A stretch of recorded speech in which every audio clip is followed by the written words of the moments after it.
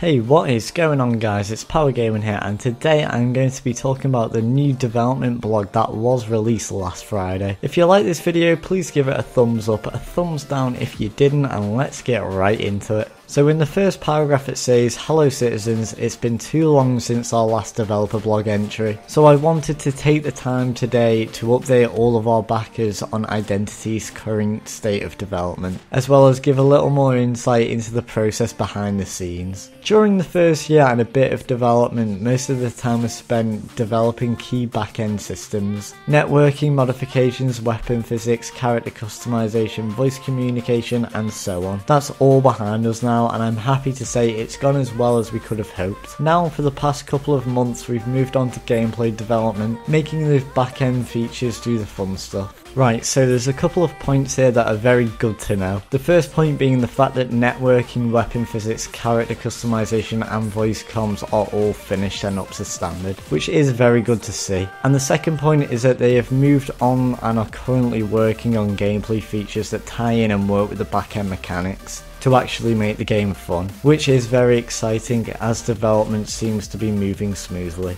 Next, under this month in development, Paratus talks about how the lead character artist has finished up the characters for the Town Square release, and they will be adding more customization options in over time, and initially you will have a choice between 4 male and 5 female race options. Then from there you can go further and customize more skin tones and add or change features like blemishes, scars, eye colour, hairstyles and hair colours. You can also tweak certain facial features. I imagine this to be things like changing the placement of your eyes, cheekbone, nose, lips, and the list goes on. Also, another interesting addition is some of the customization options are unlocked through achievements. So for example, if you solo escape the prison, you would receive a special tattoo so people know not to mess with you. Okay, so this is one of the things that I am incredibly interested in, and that is the player housing system. Paratus states that in this month of development they have been expanding the floor plans in preparation for the Town Square module release. Sean, or Motown as many people know him by, has been preparing these various apartments for the Town Square. However, if you don't own an apartment like me, you will be given a small temporary home so you can mess around with all of the housing customization features. But if you have a package containing an apartment, you will see that in the Town Square module.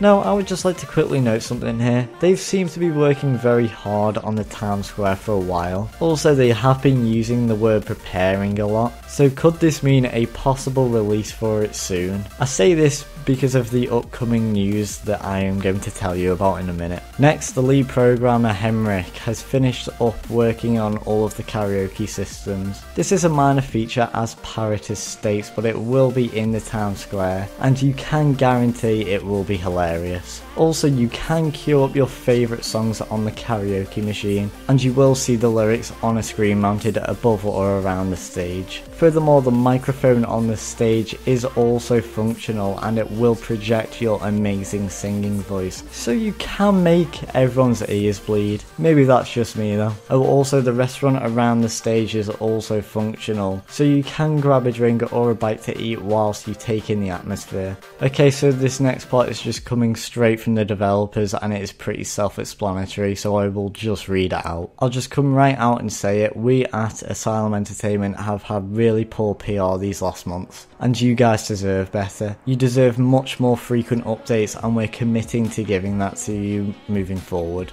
We are a relatively small development team today, currently a core staff of 5 incredibly talented full-time developers. I'm amazed every day with what this team can accomplish. Outside of our core, we have had a handful of part-time workers, mostly artists, who are also very skilled. Because we are a small team, many of us have to wear several hats. For example, Sean is our community manager but also a 3D artist. I myself am the project manager, a programmer and an interface developer. This leaves to few resources to dedicate towards PR, and there's so much work to be done on the game itself. This is something we knew though, and we're going to set some time aside regularly to keep you in the loop.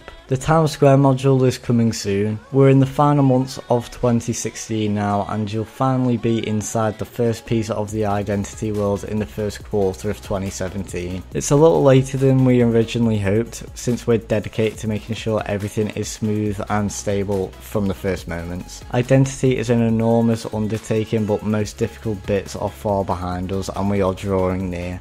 I think this is really good that Asylum have done this, as they have recognised their PR is lacking and they need to do something about it. And to be fair to them, they are. In the final part of the dev blog, Paratis talks about how the first stage of the game development is very boring, and they can't show much as nothing is actually ready. Remember, Identity was revealed to the world 1 month into development, whereas most other games are shown off when they are pretty much ready to be released. And when you think about it, if you thought this game was a scam, you have to remember that fact that they had nothing to show as they were still working on the game. I feel a lot more scammed from other games that show content that wasn't in the final release, and that's coming from AAA developers. So by far the best part of this development blog, Paratis has announced that the first gameplay video showcasing a walkthrough of the housing system is in November, and then after it they will be releasing glimpses of the town square's features leading up to its release. It's official now, and I am pretty goddamn hyped because November is in like, what, 7 days? Now obviously it won't be the first day of November, it will probably be more around the 20th or halfway through the month. Either way, I am excited for it, so congratulations to all of the developers for this dev blog, and I will see you guys in the next one. Laters.